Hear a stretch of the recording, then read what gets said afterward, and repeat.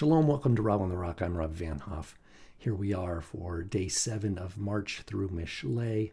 We're looking at Proverbs 7 verses 1 through 3. We're back looking at an image of what's called the Keter or El Taj, the Aleppo Codex. And what we see here is the beginning of Proverbs 7. And so let's read this in Hebrew. It says, Beni Shemo Amalai. Now this looks very similar to if you go back and look at our video for chapter 2, where it says, Beni im tikach amarai, if you take hold of my words. And remember, we see im, and then we say az, right? Then you would understand, right? The fear of the Lord, it says. So there's a conditionality in the first verses of chapter 2. Whereas here it's just an imperative, shemo.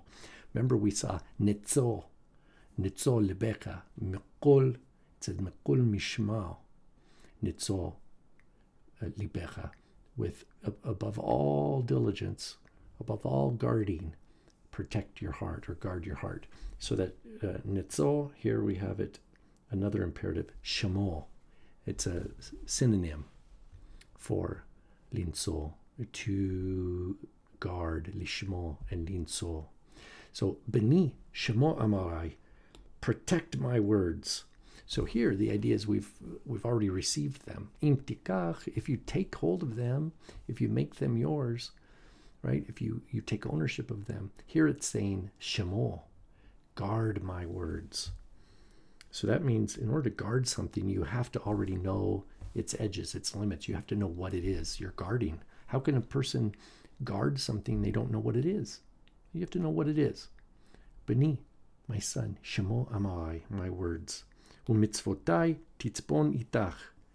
And my commandments you will treasure, you will protect, you will hide. Literally, titzpon, you will hide with you. And this looks just like what we see in chapter 2 also.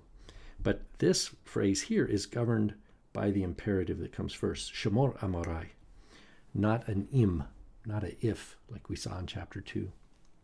So, beni shemor amarai, umitzvotai titzpon itach. And then it says, shemor mitzvotai,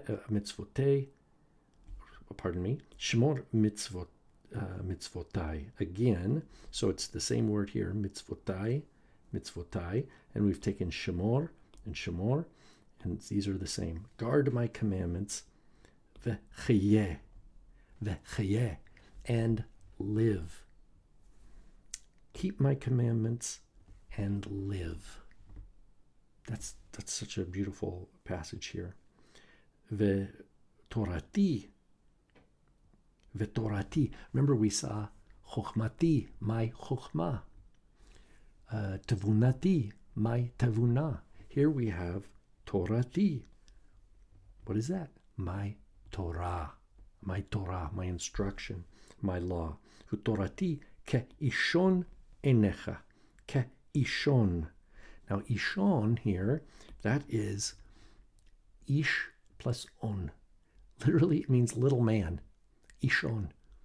Torati ke ishon enecha. And now there's no verb we see here. It just says, and my Torah, ke'ishon enecha, like a little man of your eye. Well, we go back here again. Just as the whole verse here is governed by the shemor, the imperative, guard, protect, so too this line is governed by shemor. Guard, protect my commandments and live. V'torati ke'ishon enecha, my Torah, guard, that is, shemor. Guard it as the ishon of your enecha, of your eye. You know how we protect our eye, right? Sometimes a translation might say pupil. Ishon enecha. Some have thought that maybe the idea of an ishon, what's an ishon in an eye? Perhaps it's when you're really close to somebody and you can see a reflection of yourself in their eye. But in any case, it has to do with we protect our eyes, right? Don't we? So we want to be that sensitive. We want to be that sensitive to the Torah. And then finally, kashrem. So kasher is bind, to bind. Kashrem, the aim at the end means them. Kashrem, bind them on etzbeotecha. Bind them on your fingers. Bind them on your fingers. In the commandment for tefillin, for phylacteries, it says kashartabam, right? You shall bind them. Here, kashrem al etzbeotecha, you shall bind them. Or it's not even you shall, it's an imperative. Bind them on your fingers. So this is a metaphor. This is not literally binding something on your fingers. The idea is you want to see them, you want every action, even the fine motor skill action of your fingers are informed by chokhmah, by wisdom, by tevunah, understanding, by Torah. All these things which are good, that are tov, they are treasures from heaven. They come from the Lord. And they are to fully inform our life. Kashrem al etzbeotecha. And then finally, katvem. Katvem means write them. So kashrem is bind them. Katvem, write them. Al luach libecha.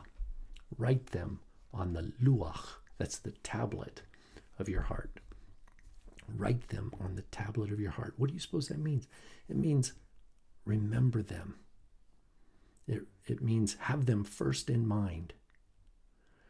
It means that they are engraved in your value system. They are foundational to your worldview and how you interpret events in the world.